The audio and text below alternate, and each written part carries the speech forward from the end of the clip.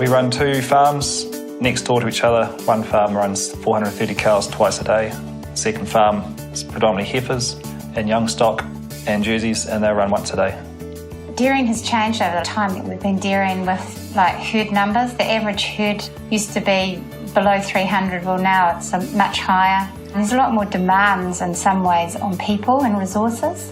In terms of overall farming costs, fertiliser is one of the big ticket items, so we need to make sure we spend it well, really. We want our best bang for our bucks with our fertiliser.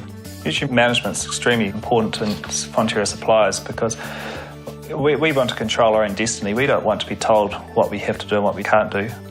Our farm is rolling and flat, so our flat paddocks we've got a travelling irrigator, and our rolling hills, steeper hills, we've got a fertigators, which are like pods, and they sprinkle effluent to a very small amount, which is very beneficial on the hills.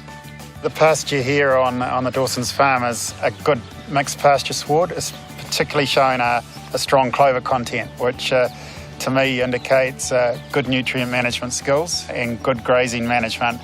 The clover here is fixing nitrogen, and the necessity for using artificial N is reduced as a result. I think our nutrient management is just getting the basics right.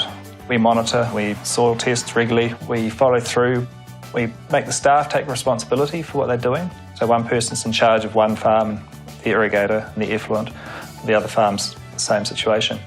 We plant the riparian strips, we manage the nutrients, we budget with the nutrient budget with our fertiliser rep, and we monitor that, and it's a live document and we're always going back to it.